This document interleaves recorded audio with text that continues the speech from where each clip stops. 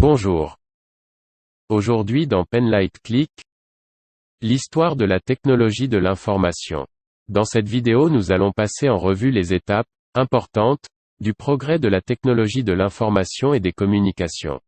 Elles ont rythmé la vie des êtres humains depuis le début de l'histoire jusqu'à nos jours. Beaucoup de personnes pensent que la technologie de l'information et des communications est née au XXe siècle. En réalité, elle est née dès que les êtres humains ont cherché à communiquer entre eux, à échanger des messages avec des moyens autres que le langage, et à mémoriser l'information sur un support physique, transportable ou non. Faisons un voyage dans le temps. À environ 3300 ans avant Jésus-Christ, chez les Sumériens, on trouve l'invention de l'écriture. Elle donna naissance à la technologie de la communication et de l'information. À son enregistrement sur un support physique, et à son transport dans l'espace, et dans le temps. C'est le début de l'histoire. Cette écriture n'était pas alphabétique à ses débuts. Elle était d'abord logographique, puis syllabique. Le besoin de compter les biens de chacun, de mesurer les angles, et celui du calcul astronomique, a poussé les Sumériens à inventer presque en même temps le premier système de numération. Ce système était additif, et avait une base égale à 60.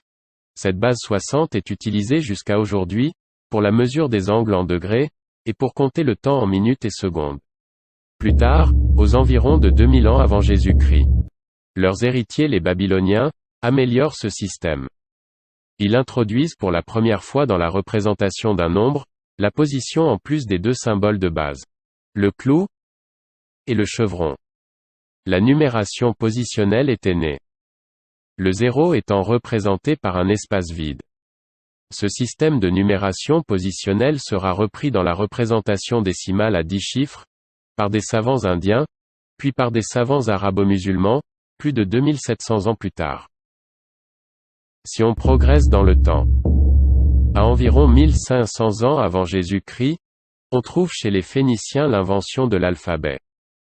De cet alphabet, sont issus les différents alphabets modernes actuels. Faisons un saut de 20 siècles en avant, en 1450 après Jésus-Christ, en Germanie. Dans la ville de Mayence, Gutenberg vient de mettre au point le procédé de l'imprimerie. Et ainsi, avec cette invention commença l'ère de la communication de masse. En 1454 on imprima le premier livre, la Bible, dite Bible de Gutenberg. 2 siècles, après Gutenberg, en 1645 en France, le mathématicien physicien Pascal présenta sa calculatrice mécanique, considérée comme la première machine à calculer. Elle permettait d'additionner et de soustraire deux nombres d'une façon directe, et de faire des multiplications et des divisions par répétition. Peu de temps après la machine de Pascal, en 1689, le mathématicien allemand Leibniz inventa le système de numération binaire. Ce système n'utilise que les caractères 1 et 0 pour faire le calcul arithmétique. Souvent les mathématiciens inventent des systèmes de calcul, qui à première vue, ne servent à rien. À part que Leibniz trouva des symboliques théologiques à ces chiffres binaires, personne ne voyait d'application pratique. Jusqu'à la naissance de la technologie numérique moderne, 2 siècles et demi après, au XXe siècle. Ce qui constituera, comme nous le verrons dans cette vidéo, l'élément fondamental de la représentation de l'information, sa sauvegarde en mémoire, et ses communications. C'est en l'an 1837, que débute aux USA, l'application pour la première fois de signaux électriques pour communiquer à distance des informations. Ce fut l'invention du télégraphe électrique par Morse, un artiste peintre. Il avait mis au point un codage ingénieux de l'alphabet latin, en impulsions électriques, courtes et longues. C'était la naissance du premier système de télécommunication. Quelque temps après, le physicien et ingénieur américain d'origine écossaise, Bell, utilise le signal électrique pour transmettre la parole. Il inventa à Boston le téléphone en 1876, et créa la Bell Telephone Company en 1877, qui deviendra plus tard AT&T, American Telephone and Telegraph. Beaucoup de personnes de différents pays ont contribué au développement de la technologie des images, à travers des siècles. Parmi eux le polymathe Ibn al-Haytham, né à Bagdad, il réalisa au XIe siècle en Égypte, la projection d'images sur un mur d'une chambre noire, à travers un trou. Au début du XIXe siècle, des chimistes et ingénieurs, tels que Niepce en 1820 et Daguerre en 1835, en France, Talbot en 1839 en Angleterre, ont développé des procédés photographiques de fixation chimique des images, sur une plaque sensible, grâce à des appareils chambre noire portables. Mais l'invention du film photographique comme négatif par Eastman en 1885 aux USA, boosta la photographie, qui devient accessible à tout public. Après avoir fabriqué du film en papier, il passa au celluloïd en 1889, qu'il utilisa pour son premier appareil photo, qu'il nomma le Kodak. À partir du début du XXe siècle, commence une révolution technologique dans tous les domaines, particulièrement dans le domaine de la technologie de l'information et des communications.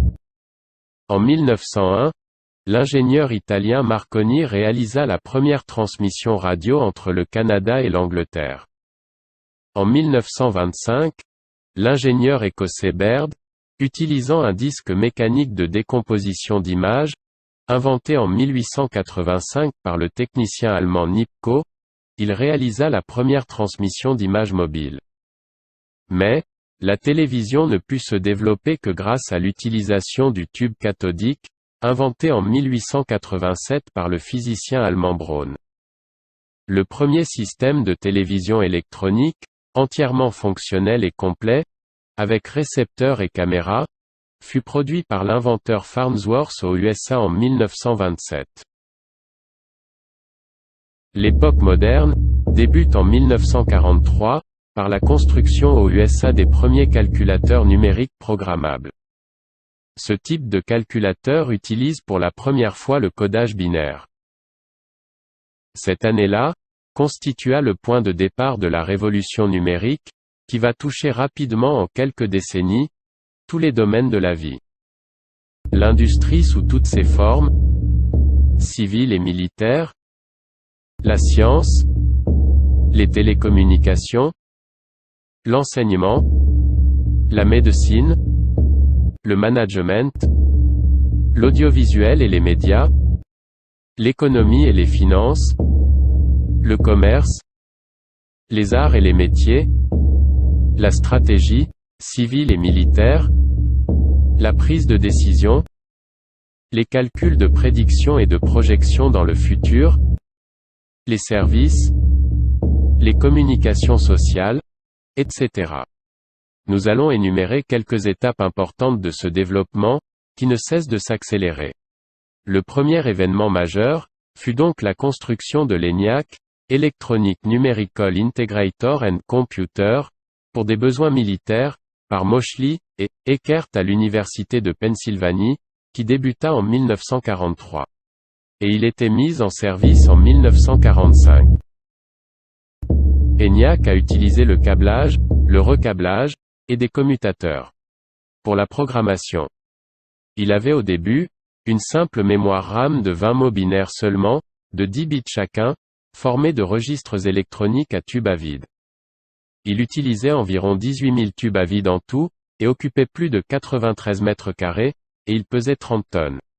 On lui ajouta plus tard une mémoire à tore magnétique d'une capacité de 100 mots.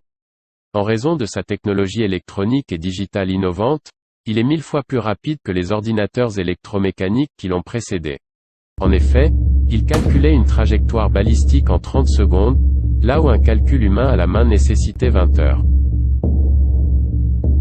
En 1945, le mathématicien von Neumann propose une architecture générale pour la construction des ordinateurs. Celle-ci a une unité centrale de traitement, CPU, qui contient une unité arithmétique et logique, ALU, une unité de contrôle, CU, et des registres, pour l'exécution instruction par instruction d'un programme, chargé dans une RAM, mémoire vive, après son transfert avec les données à partir d'une mémoire de masse secondaire externe, non volatile, appelé aujourd'hui hard disk. Très rapidement, la technologie fait un saut qualitatif grâce à l'invention du transistor par Brétain et Bardeen en 1948. Ce dispositif à semi-conducteur de petite taille, et plus rapide, remplace le tube à vide, les commutateurs électromécaniques, les tors magnétiques. Il ouvre la voie à la miniaturisation des circuits électroniques, en augmentant considérablement leur performance en vitesse de calcul. Ainsi, le TRADIC, pour Transistor Digital Computer, fut le premier ordinateur transistorisé, il a été construit aux USA en 1954. Par la suite, l'intégration de plusieurs transistors sur une puce de silicium semi-conducteur permet de fabriquer des circuits logiques électroniques complexes, sur une petite surface. Elle donna naissance en 1958 aux circuits intégrés dans les ateliers de Texas Instruments. Ce processus de miniaturisation, de plus en plus petit, va intégrer sur une petite surface des fonctions de plus en plus complexes pour le traitement de l'information. La taille réduite des circuits intégrés, leur poids et leur consommation énergétique réduite par rapport aux transistors discrets, ont poussé à leur utilisation à partir de 1962 dans des ordinateurs. L'un des premiers ordinateurs utilisant les circuits intégrés, dit « Solid Logic Technology », mis sur le marché en 1965, fut l'IBM 360. À ses débuts, il pouvait déjà exécuter jusqu'à 34 000 instructions par seconde, avec une mémoire de 8 à 64 kilobytes. On porta ses performances en 1967 à 16 millions d'instructions par seconde, avec une mémoire principale jusqu'à 8 mégabytes. Mais l'étape cruciale de la miniaturisation arriva avec la fabrication des circuits intégrés à grande échelle, VLSI. Aujourd'hui, un circuit intégré de la taille d'un timbre-poste peut contenir plus d'1 milliard de transistors. Ils peuvent intégrer une unité centrale entière, même plus tard une mémoire RAM interne, appelée mémoire cache, et un processeur graphique, sur une même puce de silicium. Ainsi, le premier microprocesseur de l'histoire, le 4004, est né en 1971 dans les ateliers de la firme Intel. Ses performances paraissent aujourd'hui modestes, avec ses 3000 transistors intégrés, il exécute 60 000 opérations par seconde. Aujourd'hui, 2021, le dernier processeur Intel Core i9 intègre environ 4 milliards de transistors. Il est doté de 24 MB de mémoire cache, d'une fréquence pouvant atteindre 5 GHz, capable d'exécuter des milliards d'opérations par seconde. Ce qui lui donne une grande puissance graphique pour les jeux et la réalité virtuelle, sans ralentissement. L'invention du microprocesseur a permis le démarrage du processus de développement des ordinateurs personnels, puis plus tard celui des téléphones mobiles. Il y a eu l'Apple II en 1977, le PC compatible d'IBM en 1981, le premier ordinateur portable, appelé laptop, X80 d'Epson en 1981 aussi, le téléphone mobile de poche en 1992, et enfin le smartphone, avec le premier iPhone d'Apple en 2007. Le développement extraordinaire de la technologie de l'information n'est pas dû seulement à la technologie du matériel appelé hardware, mais aussi au développement du logiciel appelé software. Un logiciel est constitué de programmes. Un programme est une suite d'instructions, exécutées instruction par l'unité centrale, ou CPU, comme nous l'avons déjà vu dans l'architecture de von Neumann. Une instruction définit une tâche qui peut être un test logique, un calcul, une impression d'un mot alphanumérique ou un transfert d'informations, une action graphique sur des pixels, la génération d'un mouvement ou d'un son. Le progrès de l'algorithmique, l'invention des langages de programmation de haut niveau, et les programmes, appelés compilateurs et interpréteurs, qui les traduisent en langage machine binaire, seuls compris par l'unité centrale d'un ordinateur, ont facilité l'écriture des logiciels complexes, et leur transportabilité d'une machine à une autre. Les 3 premiers langages de programmation ont été développés dans les années 1950, le Fortran, pour Formula Translator, spécialisé dans les calculs scientifiques, Lisp, pour List Processor, spécialisé dans le traitement des listes, COBOL, pour Common Business Oriented Language, spécialisé dans la programmation d'applications de gestion. beaucoup de langages plus puissants verront le jour plus tard, tels que Pascal en 1970, C en 1972, C++ en 1985, Java en 1985 aussi, et Python en 1991.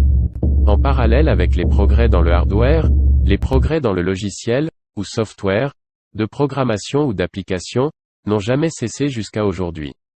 Dans le domaine des systèmes d'exploitation, Unix a été créé par AT&T dans les années 1970 au centre de recherche de Bell Labs. Une étape importante a été franchie par la création par Microsoft du DOS, ou Disk Operating System, pour les PC en 1981, suivi du Windows en 1985, et de Linux en 1991. Les systèmes d'exploitation, destinés aux smartphones et tablettes tactiles d'abord, et qui se sont étendus par la suite à tous les objets connectés, ordinateurs, télévisions, et même les automobiles, sont apparus avec iOS d'Apple, révélé avec l'iPhone en 2007, et Android de Google en 2008. Le troisième élément qui a boosté la technologie de l'information, c'est aussi les progrès dans les systèmes et réseaux de communication à distance. Au début, comme nous l'avons vu, les réseaux étaient à fil, puis sans fil, et aussi spatial grâce aux satellites de télécommunication. Le premier réseau pour ordinateurs, ARPANET, était conçu par des universitaires pour l'armée américaine. Il a été achevé en 1969. Il n'avait que 4 nœuds. Le concept d'Internet est né d'ARPANET avec l'idée de connecter plusieurs réseaux du type ARPANET entre eux. Ce type de connexion est nommé en 1972, Interneting, par CAN qui devient par la suite Internet. CAN et SER sont considérés comme les inventeurs du protocole d'Internet TCP/IP. Internet Engineering Task Force publie en 1983 les spécifications de DNS, Domain Name System. DNS traduit le nom, en lettres, de domaine en adresse IP, en chiffres, utilisé à travers les réseaux. En 1984, 4 étudiants de l'université, UC Berkeley, implémentent le premier DNS serveur. Les serveurs DNS éliminent le besoin pour les humains de mémoriser les adresses IP. Ce qui a fait d'Internet un média tout public, c'est l'invention en 1989 du HTTP, Hypertext Transfer Protocol, ainsi que du HTML, Hypertext Markup Language, par l'ingénieur-chercheur britannique Berners-Lee, travaillant au CERN en Suisse. Ce protocole et ce langage permettent d'abord aux universitaires et chercheurs situés partout dans le monde de publier sur Internet, de consulter, et de partager aisément un document. Juste quelque temps par la suite, ce nouveau moyen d'écrire et de publier devient disponible pour pratiquement tout le monde. C'est la naissance du web. Avant cette invention, on pouvait envoyer des fichiers par email, mais pas de consulter un exemplaire unique de référence stocké à un endroit donné, disponible pour tous. Le World Wide Web mondial, en abrégé WWW, est né en 1992. Pour aider la recherche d'informations dans des documents stockés sur le web, il a fallu créer des navigateurs moteurs de recherche, tels que Netscape, en 1994, Internet Explorer, en 1995, Yahoo, en 1995 aussi, Google en 1998, Mozilla Firefox, en 2002, tous les 5 sont nés aux USA. Aujourd'hui, toutes les transactions sécurisées à travers le web se font grâce au protocole HTTPS, qui a été introduit pour la première fois en 1994 pour Netscape Navigator. Mais pour le grand public, c'est la venue des téléphones mobiles personnels, qui a révolutionné le monde des communications.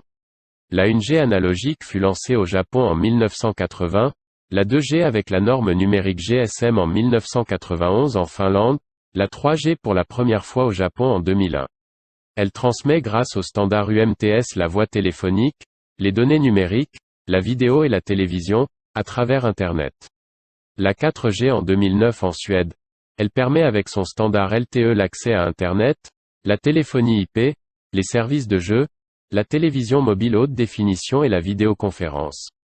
Et enfin la 5G a commencé à se déployer dans le monde en 2019. Elle offre une plus grande vitesse de téléchargement, jusqu'à 10 gigabits par seconde. Ce qui rend possible de nouvelles applications, dont l'Internet des objets, IoT, et les communications machine à machine. Nous terminons cette vidéo par 3 notes importantes. Aujourd'hui pratiquement tout devient numérique et connecté. Partant de la collecte des données, puis leur traitement pour obtenir de l'information, ensuite traiter l'information pour la rendre exploitable, puis stocker localement ou à travers le cloud les résultats, vient enfin son échange, et son utilisation. Les data centers sur le cloud, en plus de l'hébergement des serveurs et sites web de tout genre, offrent des services informatiques aux entreprises qui ne peuvent pas acheter du matériel coûteux, et qui nécessitent un personnel d'administration logistique et de maintenance très coûteux aussi. La vie de l'information est parfois représentée dans une pyramide. À la base on a les données, puis leur transformation en information, ensuite la construction des connaissances avec les informations, et enfin l'usage, sage ou non, des connaissances acquises.